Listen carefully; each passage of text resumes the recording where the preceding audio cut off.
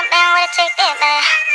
I ain't worried about that. You ain't never been with a chick this bad. I ain't worried about the mother girls that you had. I got you looking at my booty, I'ma laugh. You gon' keep it real, I ain't worried about. What's good, guys? It's your girl Sheika, and I'm back with another video. I'm back and better. I know it's been 2 weeks since I gave you a lot of video, so today I'm gonna give you a 59-minute video, almost an hour. Like, that is long, but I love you guys, so I just have to give you these videos. Do you get what I mean? But today, as you see by the title, I'll be doing my makeup while reacting to people pretending to be crazy video. So it's literally me reacting to some people being crazy. I know I act crazy sometimes, but these people take it out of proportion. But I'm not trying to talk too much. I want to get right into this video, start doing my makeup. I hope you like my makeup. Make sure you comment down below what videos you want to see me doing, and I'll be doing them.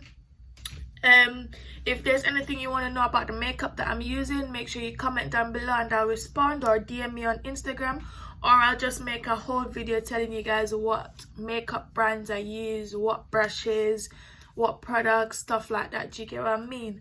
But don't forget to like, comment, share and subscribe. And I'm chatting too much, so let's get right into this video. This is 26-year-old Dawson McGee, sitting in a police interrogation room in the early hours of a Tuesday morning. The Monday night before, he stabbed his own mother to death for asking him to move out of the house and get a job. Dawson is unaware that he is being recorded on a hidden camera. In 3 seconds from now, he will hear the sound of the door being opened by a detective. And at that exact moment, you will see a remarkably noticeable switch in his demeanor. Not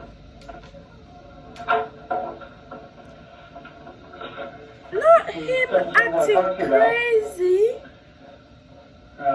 What's happening about what happened to your mom? What happened to my mom? Well, you tell me. Not him acting crazy. You called and said something happened at home. To mom, very bad. What happened to my mom? Well, that's what I'm asking you. I was waiting for a sound about my brother and sister to tell me. Okay. Well, so, was your sister home this weekend? Wait, did I supposed to have an attorney? If you want one, am I supposed to have an actual question? How are you crazy or whatever he's acting like, but know that you're meant to have an attorney? Like, does that make sense? He's not acting the part right, is he? Well, that's up to you if you like one. But we'd like to talk to you.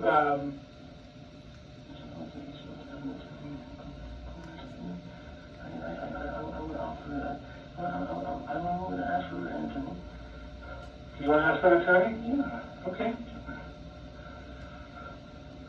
It would come as no surprise that a judge deemed him fit to stand trial. A jury then found him legally sane, and he was sentenced to life in prison for the murder of his mother. All of which was in spite of a continuous charade of mental illness similar to the one you see here. Dawson clearly believed that his passage through the legal system would somehow be easier if he were presumed insane, which is a naive, yet somewhat common misconception that many suspects make when facing serious charges. They have this notion that a plea of insanity would either lower the severity of their punishment or liberate them from it altogether. That instead of being sent to prison, they would simply be released back into society, perhaps with a free psychotherapeutic program to attend on the weekends. This is, of course, a far cry from reality. In the United States, if you're found responsible for a serious offense, but also found not guilty of the crime by reason of insanity, you will be institutionalized at a high-security psychiatric facility. These institutions are without question some of the darkest and most disturbing places in the system. And if you're not actually suffering from the crippling effects of mental illness, living in this type of environment will be a mentally agonizing experience. The foresight of what occurs inside these units would make the majority wish to avoid them. But once you are in, it it is very hard to get out, and you will have to serve the same, if not a greater amount of time than you would have had to serve at a regular prison. So to put it briefly, if you commit a serious offense and then pretend to be crazy in order to get away with it, your life from that point forward will be an extremely dark and uncomfortable existence, whether you manage to fool the system or not. But there is one benefit, which is the elimination of capital punishment. The United States cannot execute someone deemed insane during the time of their offense, which is the only conceivable reason a defendant would cling to this narrative even after knowing what lies ahead should it succeed. And this happens to be a notion that ties in closely to the primary subject of this video. It will focus on one particular individual whose interrogation footage is so fraught with blatant trickery that most of the segments presented to you won't even need suggestive commentary. You can simply observe and judge for yourself whether you see authentic behavior or not. But before showing you what pretending to be crazy looks like, we'll briefly show you a genuine case of the criminally insane, or at least a far more convincing one. This is 18-year-old Jared Murray, a freshman at East Central University in Oklahoma. On a Wednesday evening in December, he asked fellow student Gennaro Sanchez for a ride to Walmart. Once they got there, Murray pulled out a handgun and made Gennaro drive to an isolated country road where he shot him twice in the head. He then attempted to hitchhike to Canada, but was soon apprehended by police on the side of the road. He immediately confessed to the crime once apprehended, and was then interrogated by the arresting officer. I went down to his dorm. People are actually so weird. Asked if I could be given a ride to Walmart in exchange for $20 gas money. So he took you to Walmart? Yes, sir. And did you both go in? No, we did not go in, sir. And why not? We pulled into the parking lot, then I pulled the weapon on him and demanded that he take me to Asher, Oklahoma, sir. And why did all of a sudden you decide that you need to go to Asher?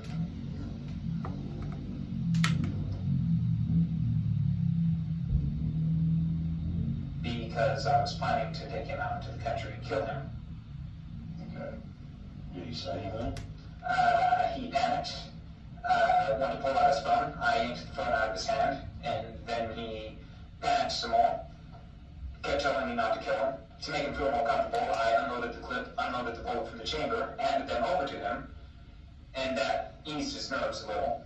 Then I pulled a second clip out of my pocket and set it on my lap. And so you're driving east.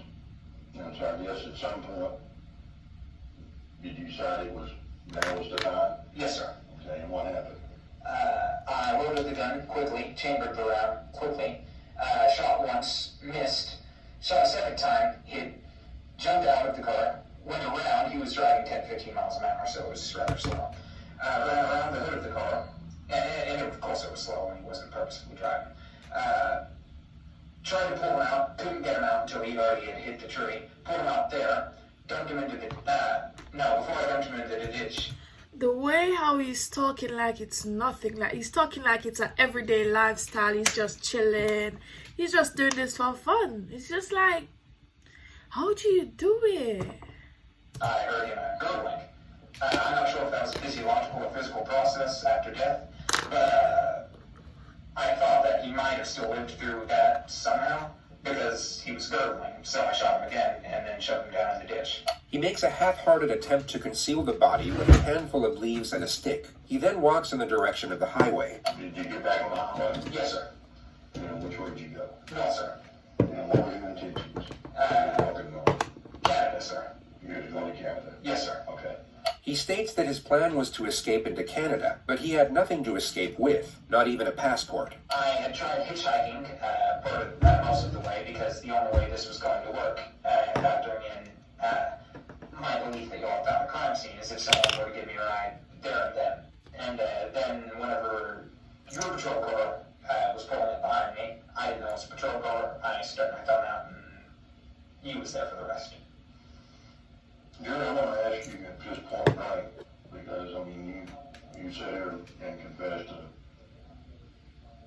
pretty much everything. In my mind, and I think you might agree with me, just cold-bloodedly killed him on that night. Yes, sir. Have you ever killed anybody else? No, sir. You will now see the detective attempt to establish a motive for the crime. I guess I'm having a hard time understanding what you got out of it. Can you help me? Exactly, like what do you get out of killing someone? Like, especially like say the person hasn't done anything to you, you probably don't even know the person. What do you get out of killing someone? Like going to jail, getting killed in there, get life sentence, like all your life spent in jail, them killing you in there, or you probably get death roll or whatever they call it. That's what I'm seeing you getting. Like, well, some of them, because some of them they get off because the stupid judge, of course. But what do you actually get out of killing someone? It's just so cruel. I mean, if you fight with someone, then that's alright. But when you pull out a gun, pull out a weapon, and actually kill someone, what do you get from it? What? This is the reason why I wonder, are we actually the humans? How are we sure we are humans? Let's debate on this. You know, we should have a topic on this one. I'm going to try to get someone in one of my videos to debate about this. How are we so sure that we are humans? Why can't we be the aliens? Why are we humans? I mean, we are so cruel. We do such bad things. Why can't we be the aliens and them be the humans? Because I've never heard, oh, aliens attack aliens, or, do you get what I mean? So why can't we be the aliens and they be the humans? I don't know, like, make it make sense. Do you get what I mean? If there's persons that are smarter than me and actually like know or understand what I'm saying, you can comment. We can talk about it in the comments. Just let me know. I'm very curious. I don't really get anything out of it. Do you feel any remorse? I'm sad that I got caught. So What? quickly. Tell me why I should believe He's you that crazy. there was going to be one person that was going to suffer from. The man asked him if he felt any remorse after killing the guy. If he felt sad. He said he felt sad because he got caught so quickly. Like, this guy is delusional. He's crazy. He's tapped. He's out of it. Your consequences of killing. You have no reason to believe me, sir. I guess I'm just having a real hard time understanding why. The detective fails to establish a solid motive for a further 2 minutes. The discussion eventually lands on the victim's long-term girlfriend. You don't think she's going to be upset, heartbroken? I think she will be, sir. How'd that make you feel? No different, sir. I think you've been honest with me. I think you've told me just straight up that I ain't good. Yeah, he literally did tell you what it is. Yes, sir. You know, you've done a terrible thing tonight. Yes, sir. You killed a young man Yes, sir. just for the simple fact of, I guess pretty much this is safe for you. Yes, sir. And what do you think should happen to you? Death sentence, sir. And why do you think you deserve? This nigga wants to die. I don't think he wants to be alive. But why, if you decide to yourself, oh, I don't want to be alive, why kill someone else just so you could die? Like, just go, I don't know, go get help or kill yourself. It sounds cruel, but don't take someone else's life just because you want to die. Deserves that sentence. An eye for an eye, sir. Do you believe an eye for an eye? Yes, sir. Jared Murray was found not guilty by reason of insanity. He was committed to a high-security mental facility where he is to remain indefinitely. Anything to say for yourself today? No, ma'am. Any reason why you might have done this to this young man? No, ma'am. No reason. No, ma'am. You have nothing to say for yourself. No, ma'am. You want to tell the community anything? No, ma'am. Did you confess to police? Yes, ma'am. Are you proud of what you've done? No, ma'am. Do you have remorse for what you've done? No, ma'am.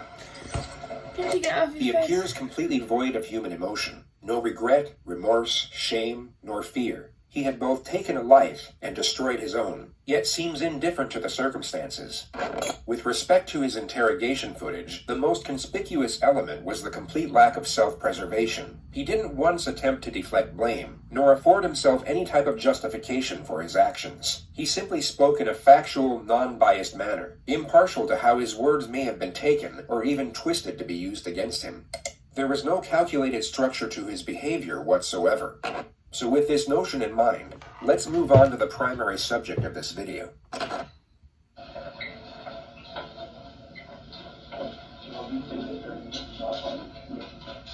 Have a seat. That's hardship, right? Put your hands up a little bit. Have a seat. Did you feet up? No, don't do nothing about getting up, right, buddy? This is 19-year-old Nicholas Cruz, who 3 hours and 55 minutes prior to this moment murdered 17 people at his former high school in Parkland, Florida. Among the dead were 3 teachers and 14 students, the majority of whom were 14 years old. A further 17 students were seriously wounded during the massacre. I need to know when I need to find out when was this? Because it's just like, I think we're being programmed, you know? Like, for some reason, I think we are just being programmed. Well, maybe not everybody, but some people are being programmed. Because when you look at what people they just get up randomly and do it, it's just like, what the hell were you thinking? What is going on in your brain? There is something. I think there is something.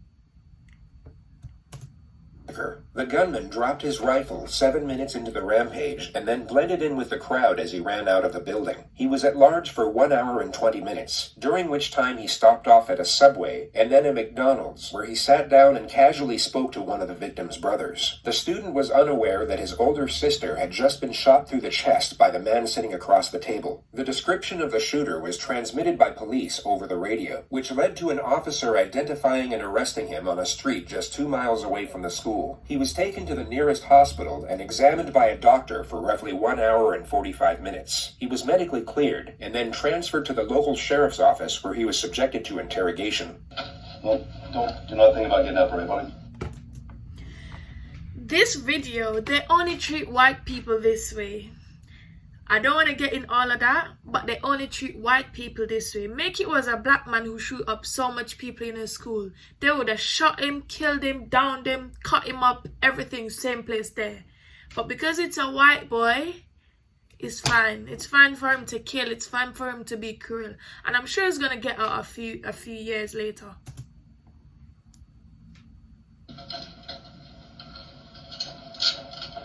From the moment the subject entered the room, his eyes have been fixed upon nothing but the floor. He's held on to this downward-facing gaze as if he's either in a state of shock or disconnected from the moment.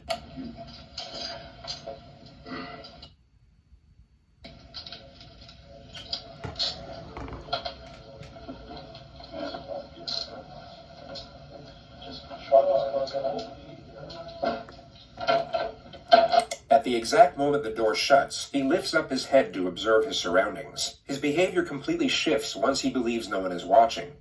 If we look at his demeanor a moment earlier, we can see the contrast. He went from being detached to alert. His behavior changed as the environment changed, which is a recurring theme throughout this interrogation. It shows us that his mind isn't wandering off during these moments of apparent disconnection. He is in fact fully present and very aware of what's going on around him. As he looks up, his eyes immediately lock onto the camera. He now knows he is still being watched, and his following gestures will resemble that of someone with suicidal tendencies.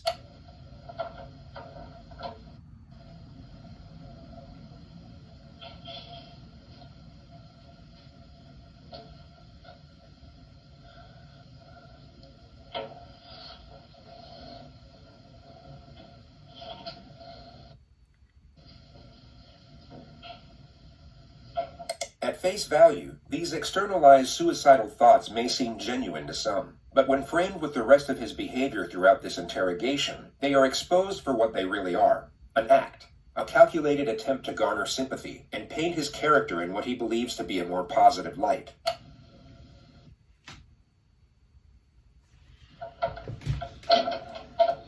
Alright, how you doing, Nick? You alright? Gotta be able to speak so I can hear you. Alright, I just need to ask you really your name and date of birth just to confirm I got it right, and then I'm gonna see if you want a glass of water or something. What's your first name? Water? This boy just killed how much different people and he's gonna be offered water. Okay. This is a situation where the proof against the suspect is already conclusive. He is without question responsible for the crimes under investigation, making the pursuit of a confession non-essential. The police know he did it, but they need to know why he did it, which would already require a complex strategy in order to obtain the correct information. But the suspect's first recorded statements upon his arrest have now made the procedure considerably more difficult. What's going on today, bro? The demons, man. Demons? Voices. Voices. Voices and demons? Where's the voices? What happened? Voices and demons are Quiet, shit. man. Demons, man. Voices. These two words have now forged the primary stratagem of his own interrogation, which is to cut through deception under the guise of supportive examination. The questions will be designed to lock him into a specific narrative about his alleged psychosis, while simultaneously giving him the impression that his responses are for his own benefit. Anything he says now can be used to refute any amendments he might come up with at a later stage. We all know that after this interrogation, he will have significantly more time to think, study, and even seek guidance from professionals about how the legal system interconnects with mental illness. Yet the majority of this forthcoming knowledge could be useless to him depending on what he says during these moments. The more details he gives away, the less options he will have for his defense later on.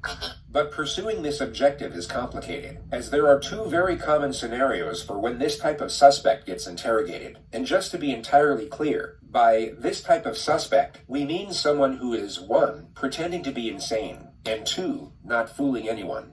Their most common response is to simply shut down. They regress into total silence or some type of catatonic state, and the interrogation never gets off the ground. The other common response is the exact opposite. They erupt into hysteria or supposed delirium, and everything from that point forward becomes incoherent. The lead detective, John Curcio, must not allow either of these scenarios to transpire, and this makes the first 2 minutes absolutely crucial. He needs to create a positive first impression and resemble the furthest thing from a threat, while at the same time maintain a presence of authority. His temperament will be easygoing and non-confrontational, but also encouraging when extracting a response. His role at this moment is the ally. He needs to be liked, respected, but must not be feared. Not yet, anyway. Going off the suspect's initial demeanor, the detective will know that he is far more likely to regress into a state of silence at this opening stage, and if he can prevent that from happening within the first 2 minutes, he is over the first obstacle.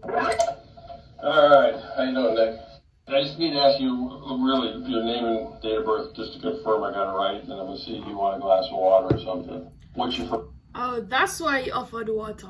Cause I'm saying, listen, I'm going in there. He ain't getting no water. He could have just came out the flipping desert. He ain't getting no water. His lips could have been cracked as a, I don't even know. He ain't getting no water. He could be wheezing and dying. He ain't getting no water. First name. Come on, Nick. Huh? Spell it for me. Okay. Come on, I'm old. You gotta talk so I can hear you. N-I-K. O. Okay. A-S. And what's your middle name? Come on, man. Speak so I can hear you. Jacob. Jacob. J-A-C. What's your date of birth? Okay, you need to relax, because I'm the last detective or policeman you're going to have to talk to. So right off the bat, that should be somewhat comforting to you to know that I'm the last guy you got to talk to. But the thing about it is, look at me. I got to be able to hear you. Okay? So all I want to do is get basic information from you, and then we'll get into the, whether you want a glass of water, all that stuff. What's your date of birth? January? 09 September. The investigation team already know the answers to these basic questions. Their only purpose are to initiate a response, and their non-threatening nature make it more likely for the suspect to engage. They are essentially the opening wedge to get the two-way dialogue flowing. And although the suspect is still partially committed to his catatonic state, as we can clearly see, he is still responsive, making it unlikely for him to regress into complete silence from this point forward. Everything up to this moment has gone to plan. The detective has one foot in the door, and he can now develop the relationship from a more secure position. He goes about this with a standard method of rapport development, the offer of food and water. All right, let me do this. You want cold water? You know if you want cold water? Thank you. I'm going to bring in 2, because I don't want one that was hot. And if you decide you want to have it, that's fine. You sure you don't want something to eat? Okay. The refusal to accept food and water is a familiar response which you may have already seen on this channel. It's a glaring manifestation of shame. This is not to be confused with guilt nor remorse, both of which require the acceptance of responsibility, which in turn directs our focus outwards on the feelings of others. Shame, on the other hand, shifts our focus on the perceptions of others towards ourselves. The subject is afraid of how it will look if he accepts the offer considering the circumstances. He instead wants to appear as if he's so negatively affected by the events that he's unconcerned with meeting his basic needs. Of course, I have so many different keys. Alright, I'll be right back.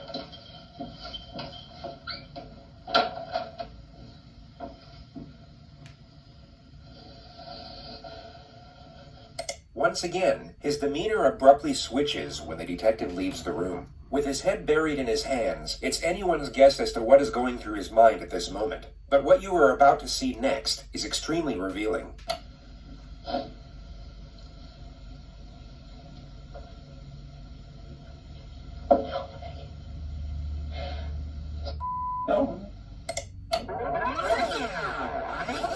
Cruz was a left-handed shooter. The surveillance at the school would confirm this, and if you pay close attention to the movements of his hands in the next moments, although very subtle, you can see that he's reimagining holding his weapon.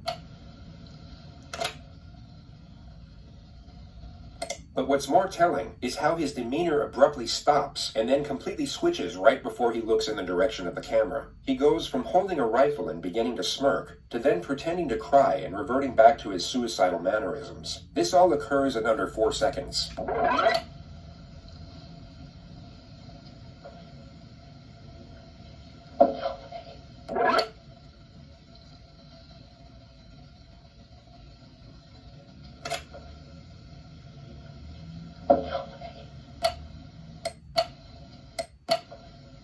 It could be assumed that for a brief moment, he was not only recollecting the attack, but gaining gratification from doing so. He then remembered he was on film, giving reason for the sharp adjustment. His true self was reliving the attack and enjoying his work, while his false self was so dejected to the point he was externalizing suicidal thoughts. Complete opposites.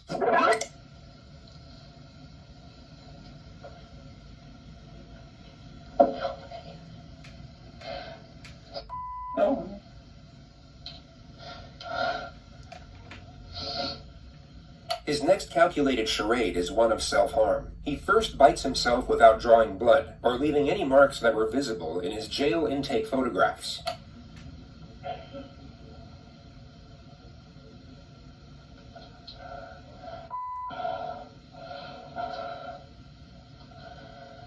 He then scratches and squeezes at the 2 needle punctures in his arm from where his blood was taken at the hospital. At the very moment the detective re-enters the room, he will act as if he's desperately trying to conceal his self-injurious behavior. All right. Setting aside the glaring contradiction that he just murdered and maimed dozens of people while leaving himself without so much as a scratch, it's the frequency of these little charades that makes their deception so transparent. This is a person who is not self-injurious, pretending to be someone that is. But it's such a feeble attempt at feigned self-harm, it would almost be a comical moment if the circumstances weren't as horrific. Well, if you don't believe anymore, you want them off, we can pull them off. I'll get you a garbage can. You want them off? Just put them on the floor. Just throw them on the floor in the corner. This one is mine, because I already opened it. This one's yours in case you change your mind. The next 4 minutes are the extremely tedious process of getting the subject to engage further through basic questions. The topic of his phone will now be brought up. What about your phone? Do you have a phone? I lost it. When did you lose it?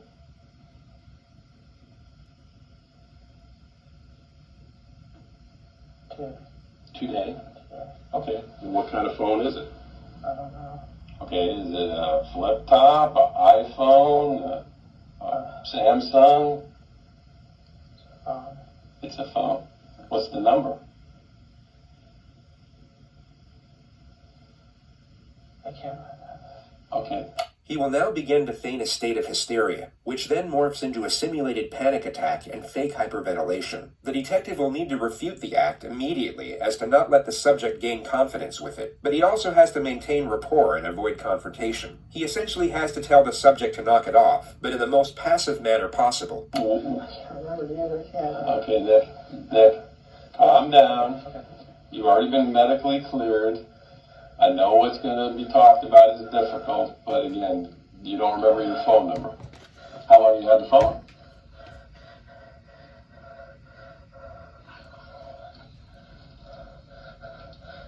How long have you had the phone? Nick, the doctor's already looked at you. Okay. Okay, you're fine. You're not having any problems at the moment, and you're perfectly fine. So calm your breathing down, all right? And I want to believe certain things that you're going to tell me, but, you know, if we're getting to where you're going to hyperventilate over a phone number, okay? All right? All right. So what's your phone number? Huh? 954. Okay, 954. The manic episode is somewhat curbed, but the subject is still clearly committed to it. 954-821. 2007. 2007. 1007. 1007. And again, going back to what kind it is, do you know if it's an iPhone, a Samsung? I don't know. How long have you had it? Every kid knows what the phone is, man. I got kids your age. Ever since my mother died. I know, I heard about that. That's what I was going to talk about next. This is a turning point. Cruz's adoptive mother had indeed passed away the year prior from pneumonia. The topic is sympathetic towards himself, and it seems to have stopped the feigned hysteria in its tracks. Compared to his neurotic behavior in the minutes leading up to this moment, he all of a sudden appears calm. He is clearly receptive, and thus responsive, to the cue of compassion when it's directed at himself. The detective recognizes this, and although he said he would talk about the subject's mother next, he instead focuses on it immediately to keep him engaged. So, but you had since your mom died, how long has your mom passed? I can't remember. Okay. This year or last year? No. November? Okay. Okay, when your mom passed, were you living with her? Yes. Okay, what city was that? Parkland? The subject drops the act and becomes more engaged in the conversation. The detective inquires further about his mother for roughly 3 minutes before shifting the discussion. It focuses mainly on the subject's background, and he first declares that he was depressed for the majority of his childhood. He then reveals his history of drug use, which consists of marijuana and Xanax. After that, he claims to have attempted suicide by alcohol poisoning 2 years ago, but in his own words, was able to sleep it off. He then states that he was employed at the Dollar Tree for the last 2 years working as a cashier. So you've been able to hold down a job for 2 years, that's pretty good, right? Yes. Other than Dollar Tree, where else did you ever work? Lawnmower. What? Lawnmower. Lawnmower? Oh, okay. All right, when you tried to kill yourself with alcohol, your mom was still alive. What were you depressed about back then? Loneliness. Loneliness? Loneliness. Friends? No friends? Or what kind of loneliness? I mean, everybody gets lonely. Solitude. Solitude? You don't have a lot of friends? No. Okay. Today, when I say today, starting from last night when you went to bed to this morning, did you do any kind of drugs at all? Any Xanax, any marijuana, anything like that? No? Okay. The subject reveals that he has a biological brother whom he was adopted with. He then claims to have been making $1,200 a month at the Dollar Tree. The discussion now lands on what his aspirations were. When you weren't depressed, what did you want to be when you got out of school? A ranger, an Army Ranger? Did you ever apply, fill out any paperwork to try to go to the Army? I took the exam, failed. Okay, why'd you fail? Because I was stupid.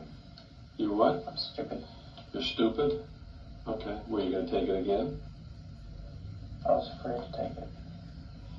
Okay, but you had aspirations to do something with your life. You wanted to be that's a hell of a thing to want to be an Army Ranger. The discussion moves on to the subject's gun collection, which continues for roughly 4.5 minutes. The attack on the school is yet to be mentioned, but the last gun to now be discussed was his choice of weapon to commit the massacre. What made you choose out of all the guns to want to buy an AR-15? Cool with him. Cool. Okay. Now, when you bought it, I mean, it was a legitimate purchase. They gave you a receipt and everything, right? So you bought it legally, right? Did you fill out those forms and everything? Okay, you remember those forms? Okay. The detective now shifts the topic onto his former high school, the same place he carried out the attack.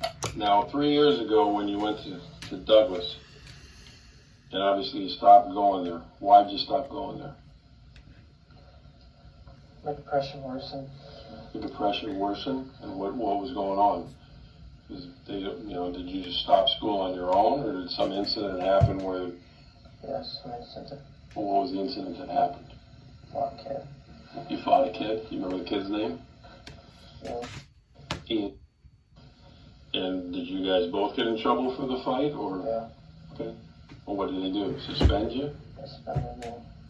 Okay. And what happened from there? After you got suspended, you go back to school? Yeah.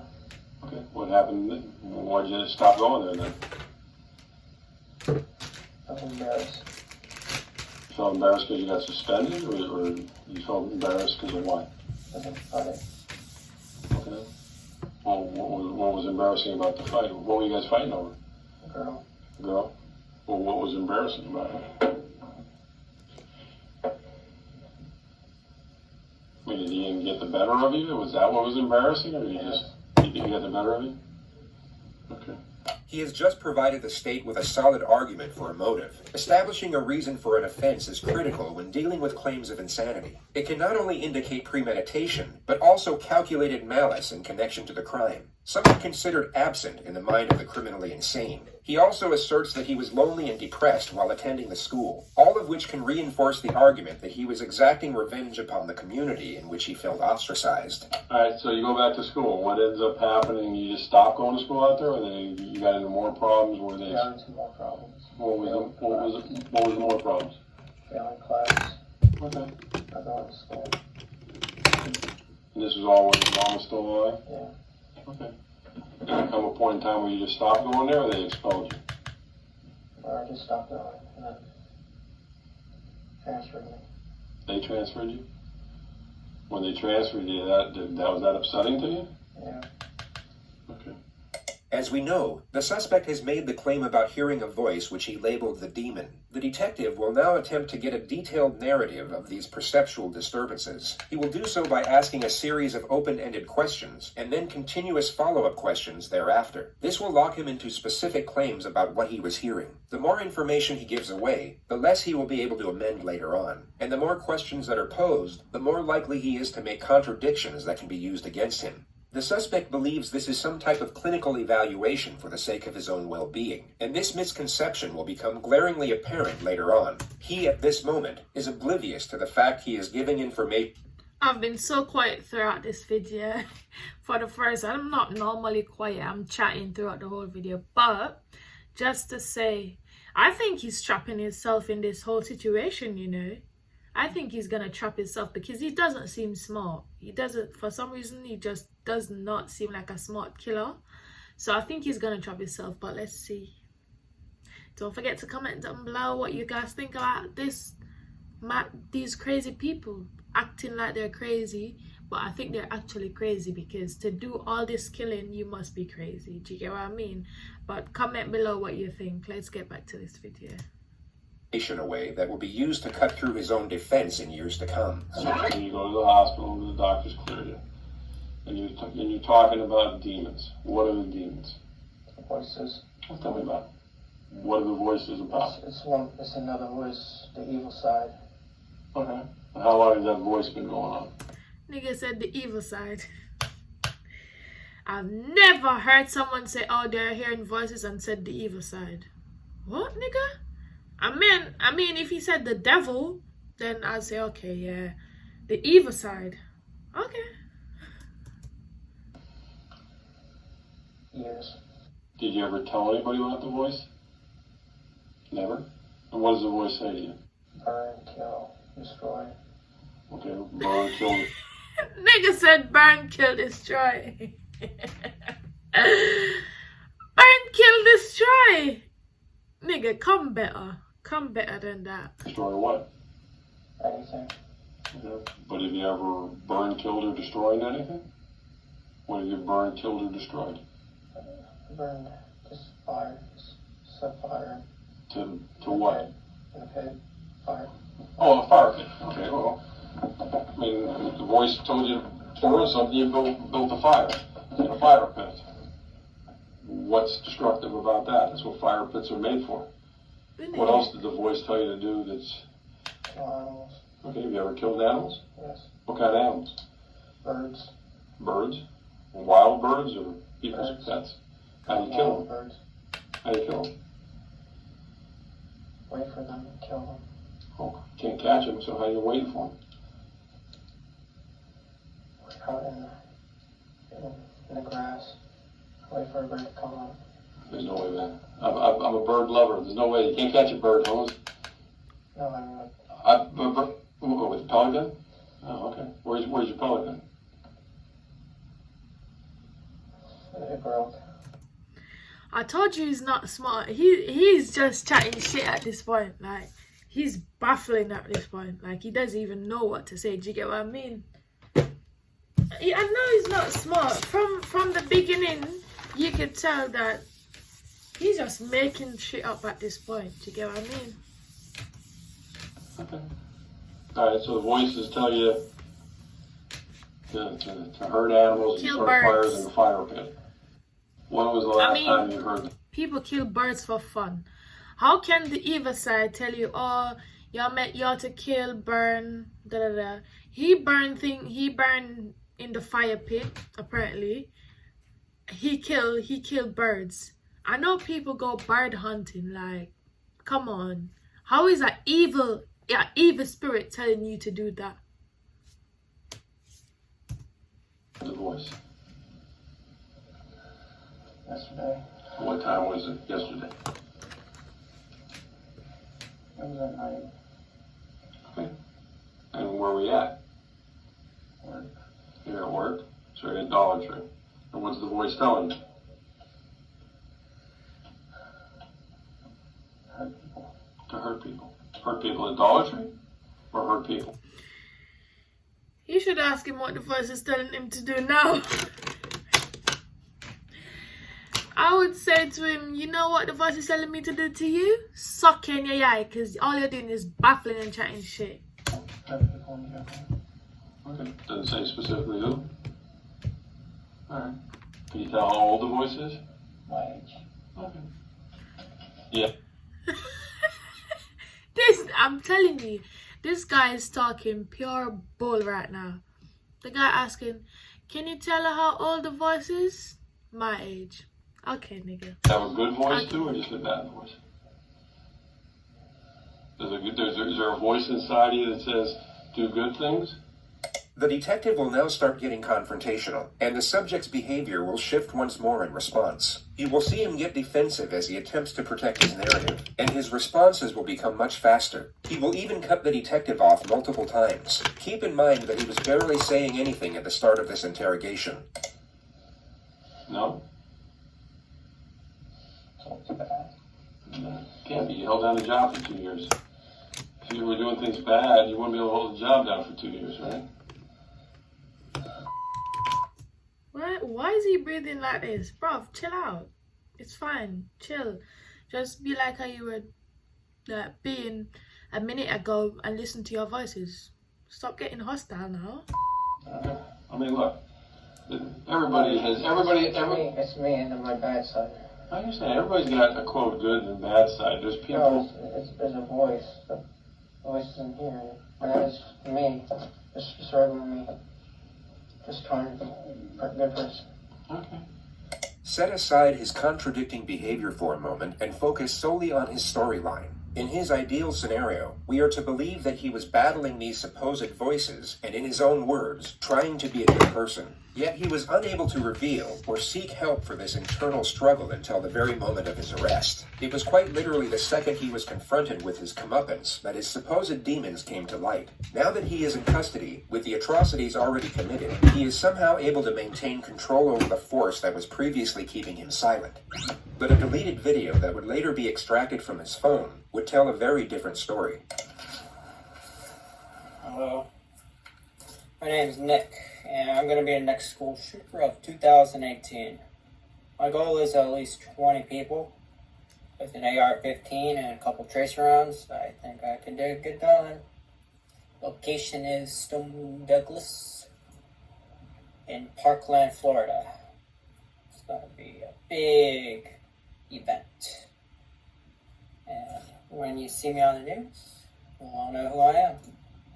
There are no signs of perceptual disturbances. There is no anguish, doubt, hesitation, or uncertainty when announcing his intentions. Crazy. This is By what you his call own this. narrative, Crazy. he claims to have continuously fought against the evil intentions of the voice. Yet from a visual standpoint, there is no conflict in this video whatsoever. It's me and my bad side.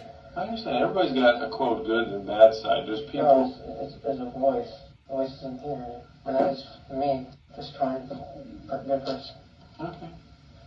But obviously, again, when you say it's a voice, it's you.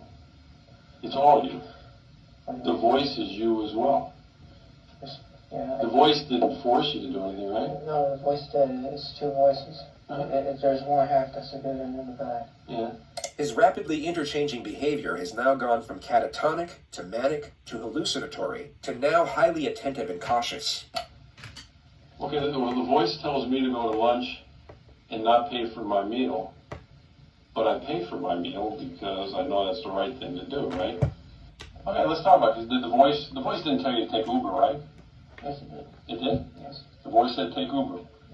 Did the voice? The voice is in me. You're the voice. Yeah, here. Okay, it's in your head. Yes. What is it, a male voice or a female voice? Yeah. Male? The subject was beginning to panic, but the detective dials it in for the time being and switches the discussion back to more trivial matters. It seems that he wants to consult with the investigators outside before maximizing the pressure, and he reestablishes a certain level of trust before leaving the room. I'm gonna go back and see what everybody's doing as far as what they need me to do. You're not a psychologist or anything? Or? No, I'm not. I'm a 59-year-old man who's raised 3 children, so I guess that makes me somewhat of a psychologist. Think you can give me a psychologist here? I can certainly ask. Okay. Have you ever seen a psychologist before? Okay.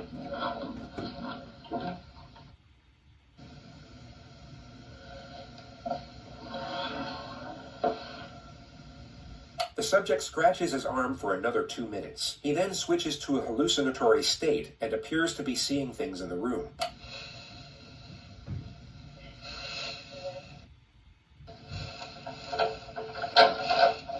All right. Got some stuff here.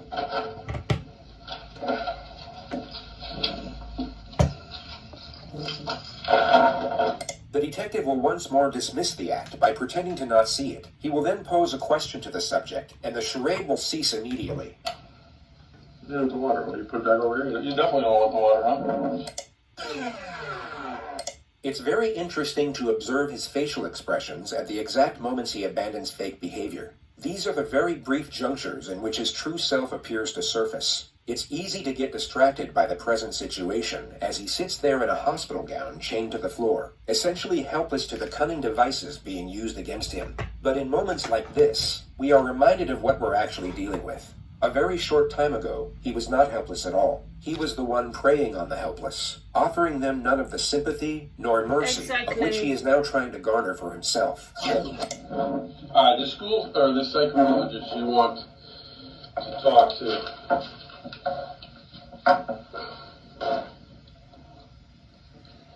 Obviously, I would have to tell them what you want to talk to him about. So what exactly what do you want me to ask him, or why do you want to talk to a psychologist?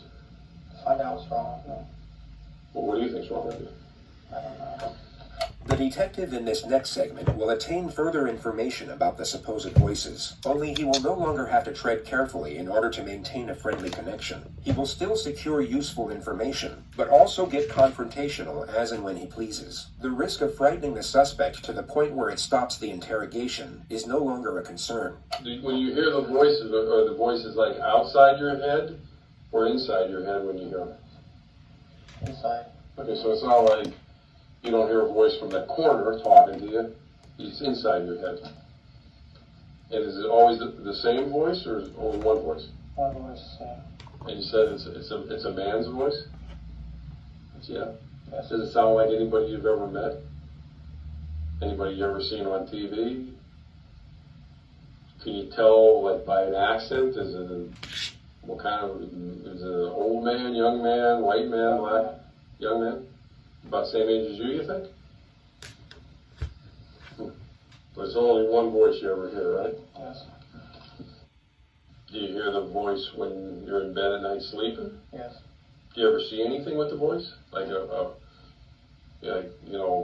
some people say, oh, I see a person sitting in the corner. You don't see anybody sitting over there, do you?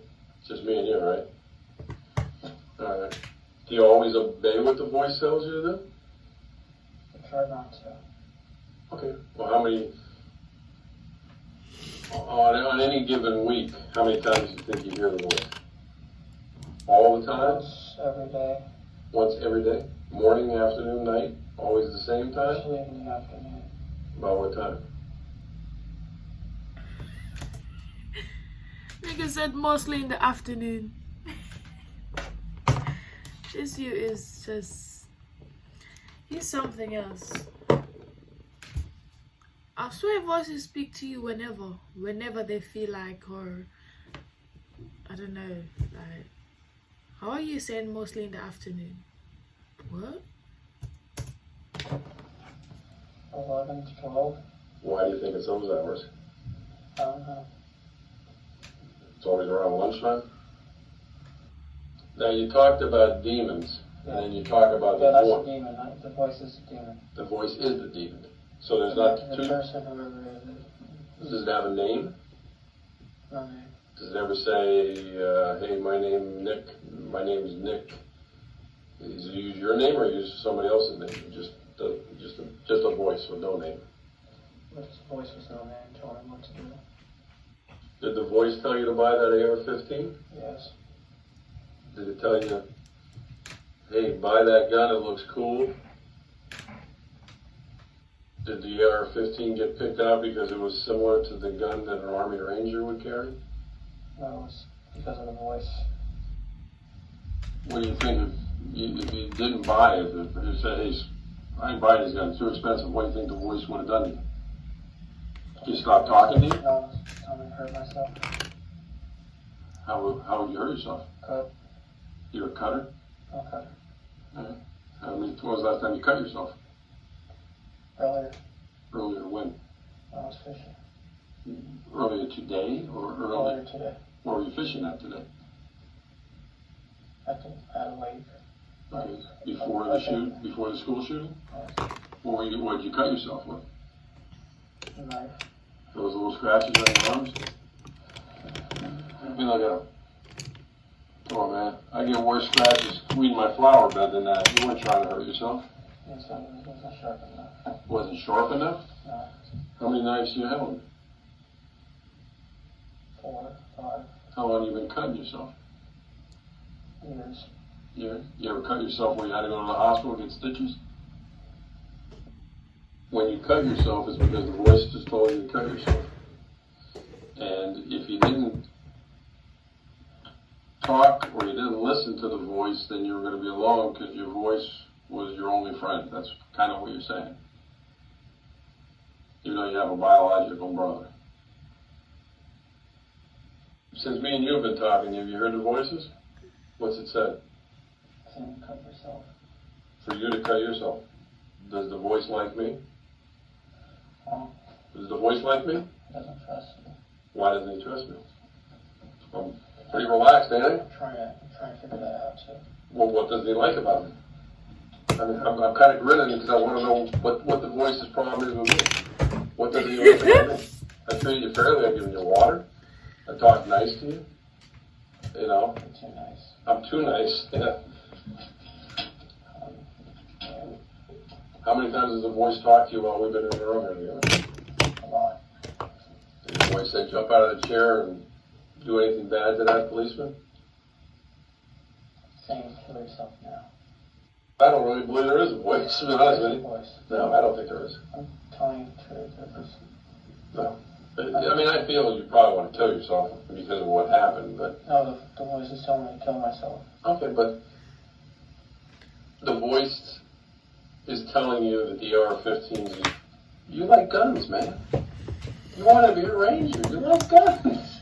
It's all right. There's cops like that. There's cops who got 50 million guns.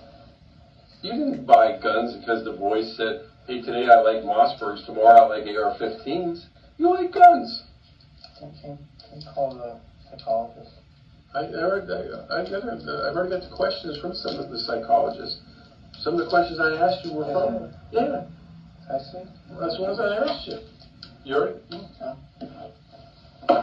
The questions were obviously from the investigation team and not a psychologist, but the suspect doesn't know this, and it's fascinating to observe his reaction when he sees the questions are not sympathetic in nature. He perhaps thought a psychotherapist would be asking him about his feelings and affording him some type of reassurance after he committed mass murder, and he becomes very unsettled once he realizes the procedure won't be quite as sympathetic. Voices, whether inside or outside of your head. What do the voices say? These are all questions I asked you. How many voices? You said one. Whose voice do you think it was? You didn't know. I don't know. I don't understand why you can't admit you like guns. You want to talk to a psychologist. Why didn't you talk to a psychologist when the voices started? The voice is telling me not to. I listen. The voice was telling Why you not are to you talk gonna to a shut the psychologist. hell up? Myself. Why are you talking to voices? You ever go to church? I wanted to. No, I'm saying ever in your life. Yeah. Do you believe in God? Believe in God. What do you believe in? I feel like there's something. Okay. But if you believe in demons, do you believe in angels? Angels is the good. Demons are the bad. When you say the word demon, you think it's an evil spirit? Or what do you think it is? I've always. The subject had earphones in during the mass shooting. The topic now lands on the music he was listening to. Well, I mean, I'm sure we don't like the same music. What kind of music we listen to? Name the group. What was it? Mark Green. You have to help me. Mark what? Mark something. What was the song though? Sad. That's the name of the song, Sad? No, Salad Days. Salad Days?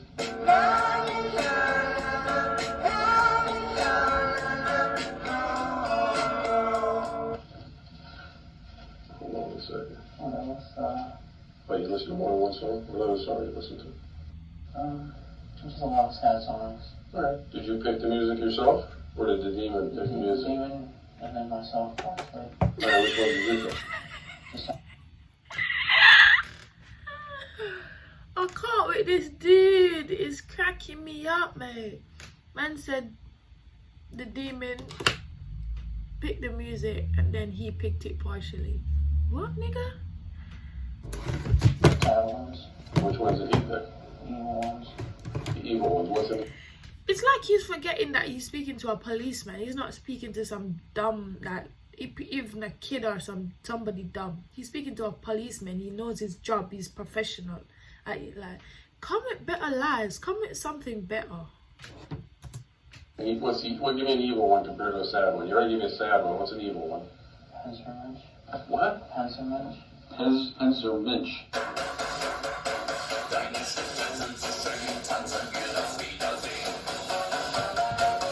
And what does that say? I don't know. I mean, there's no lyrics to it? Oh, no. Oh, well, there's lyrics, but I don't know what it means. But is it in English? No. What language is it in? German.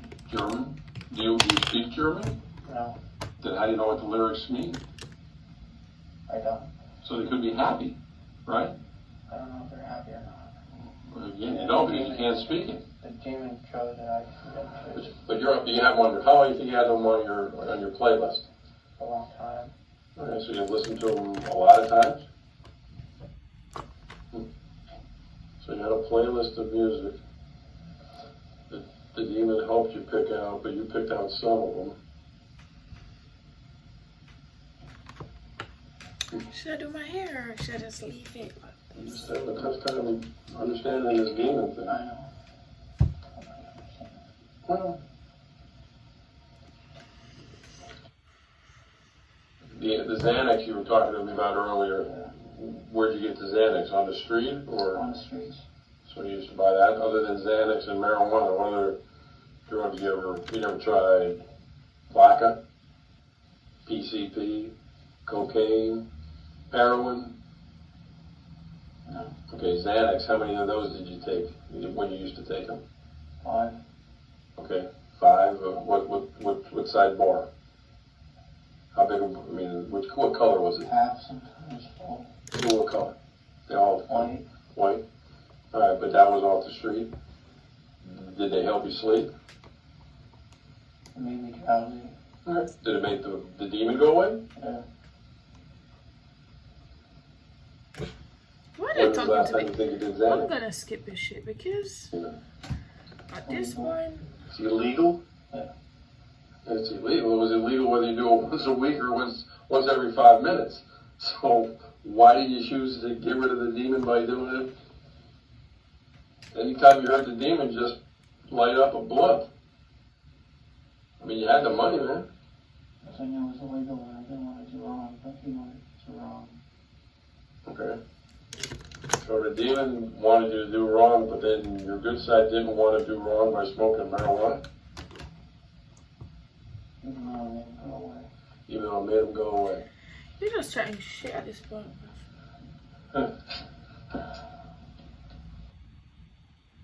Well, I don't know why you didn't tell the doctor then you had anxiety problems and marijuana and Xanax cured your anxiety and made the demons go away. It seemed like an easy fix, man.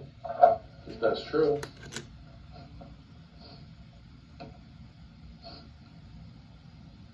You sure you didn't like the demon's voice? You sure? Sure. Then why didn't you go to a doctor to get rid of it? That's crazy. I'm just freaking. Why? Well, forget that for a second. Let me ask you another crazy question. Was the demon there that night? Ian beat you up on campus? Huh? Was the demon there that day when Ian beat you up on campus? Yes. He told me to go up to him. Okay, so who did Ian beat up? You or the demon? Me. Okay, so why didn't the demon do something to stop it?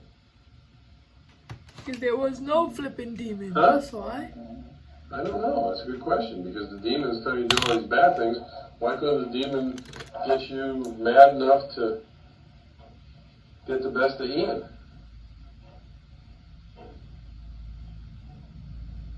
I mean, I don't know. I don't know either. It doesn't make any sense. I don't know. But why? I don't know.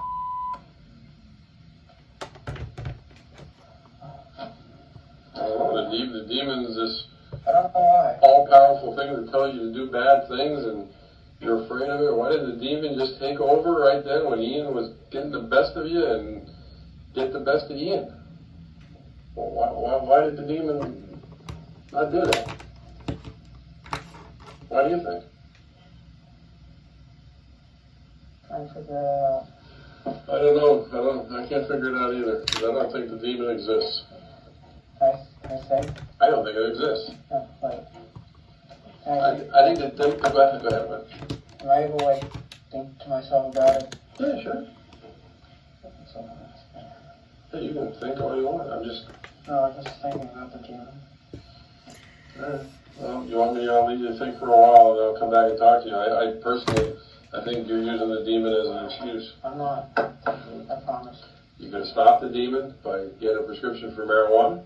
You could stop the demon by getting a prescription for Xanax. You could stop the demon by illegally doing marijuana, which you were doing anyway. You could stop the demon by doing Xanax illegally, which you were doing anyway. You could stop the demon anytime you want. You didn't want to stop the demon.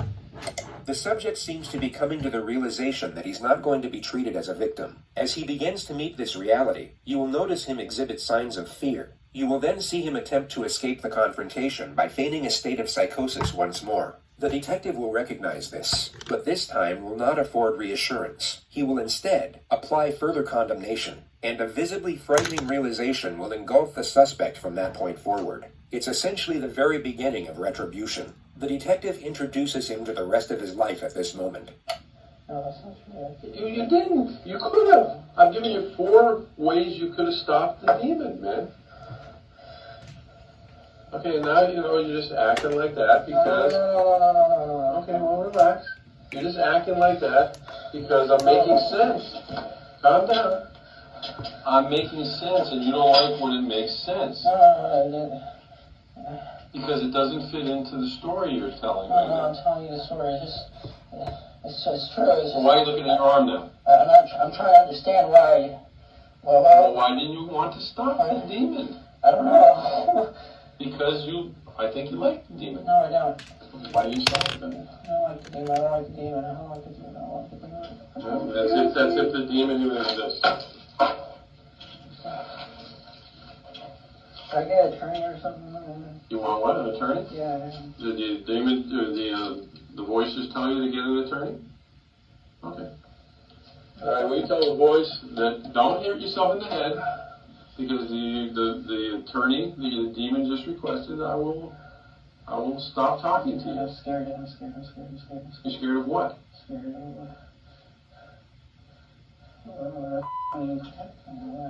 What? Why wouldn't you protect me, man? I don't know. Why wouldn't you protect me? All right, well, again, your demon wants an attorney. Does the demon know an attorney? Any name in particular? All right, well, just relax. You're done talking to me. Should I comb my hair, guys, or? I don't think I am because this is almost finished, so I'll just leave it like this. Do me a favor. Stay seated. Put your hands, kind of sit forward in your chair. I'm going to put handcuffs behind you since you keep talking about hurting yourself. Hold on. Put your hand behind your back. No, not behind the chair. Behind your back. I don't want to make you that uncomfortable. I don't want me to hurt myself. Because what did the demon say about me? I'm a nice guy.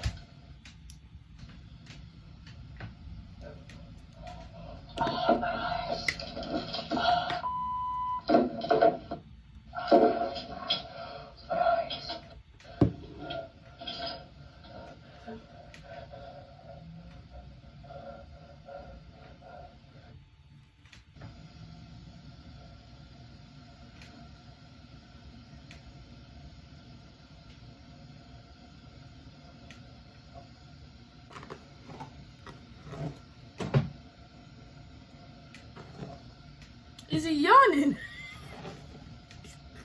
Nicholas Cruz was taken to the Broward County Jail, where he remains in isolation to this day. His trial date is yet to be scheduled. The 20-year-old has been held without bond since last year's mass shooting that left 17 people dead. His attorney said he would plead guilty in exchange for a life sentence, but prosecutors rejected that offer and are seeking the death penalty. He's crazy.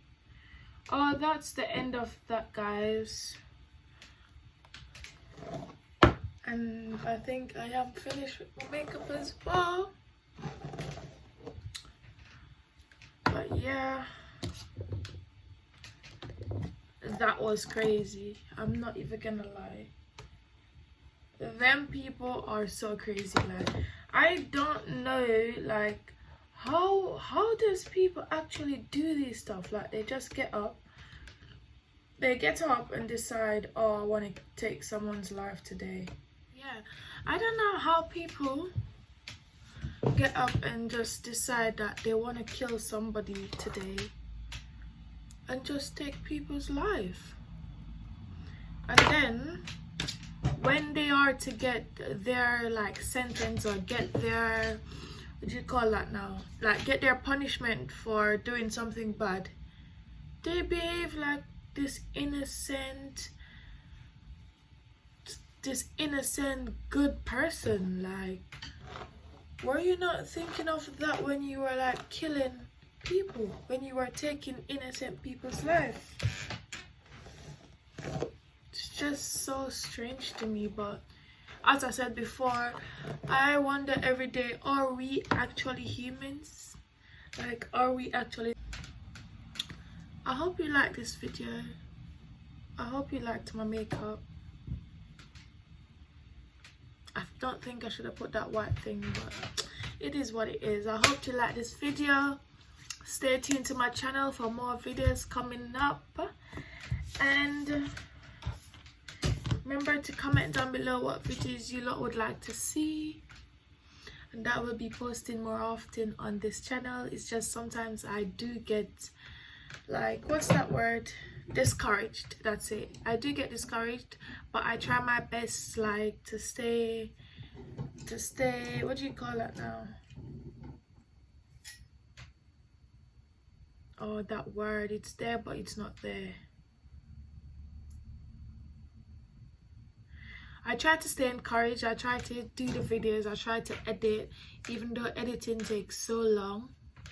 But I do try to do these videos. But please, guys, stay tuned. Make sure you share these videos, please. Get me to 100 subscribers. On the road to 100. That's what I should say, innit? On the road to 100. But guys, please share the video, please like, please comment down below what videos you want to see, and I'll be putting effort. Like, I'm gonna try to put more effort in these videos. And yeah, I hope you guys like this video. I hope you guys like this makeup look. If you guys want to know what products I use, comment down below and I'll do a video on that. But don't forget to like, comment, share and subscribe. And without further ado, it's your girl Rosheek and I'm signing out. Bye, pretties.